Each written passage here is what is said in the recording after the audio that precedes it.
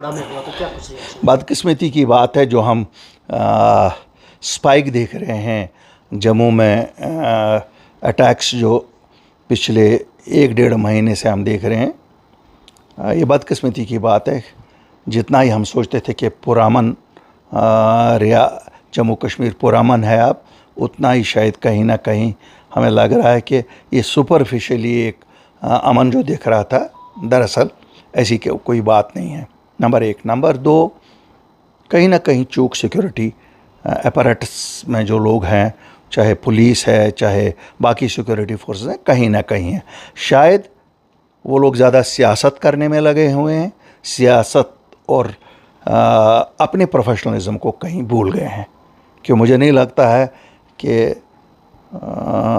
जो उनका असल काम है वो इंटेलिजेंस गैदरिंग का था, एक्शन ओरिएंटेड ऑपरेशंस करने का था, उसमें हमें लग रहा है नाकामी है। मुझे लगता है कहीं ना कहीं पे जो मायूसी फोर्सेस में भी है, उनको कमांड, उनकी कमांड को लेके या बाकी हालात को लेके, उसका नतीजा हम देख रहे हैं ग्राउंड पे जो है, उसी का नतीजा है।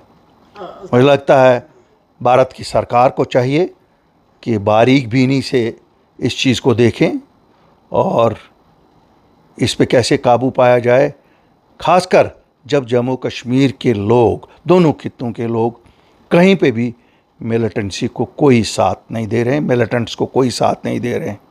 अल्ताफ साहब, चूँकि आपने इशारा भी दिया, लेकिन कल आपने सुना होगा डीजीपी साहब का स्टेटमेंट आया है, यहाँ के रीजनल पॉलिटिकल पार्टीज पर संगीन इल्ज़ाम हैं। तो मैं तो डीजीपी साहब को मशवरा दूंगा, हैंग योर बूट्स, सियासत करो।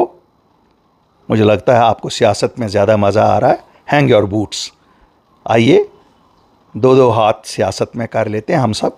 अच्छा, हो सकता है हम लोगों को सियासत करनी नहीं आती होगी, आप दिखाइए कैसे करते हैं।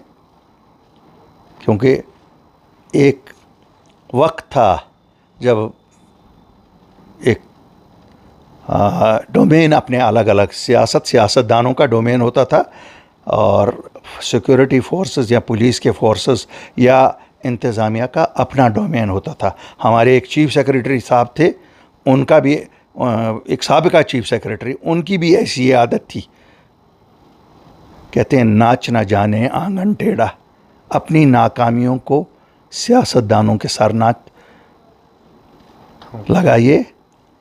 आप अपने गरेबां में देखिए, कहीं पे कुछ ऐसी चीज़ें हैं जो गलत हो रही हैं, जिनकी वजह से आप ऑपरेशंस पे कंसंट्रेट नहीं कर पा रहे हैं।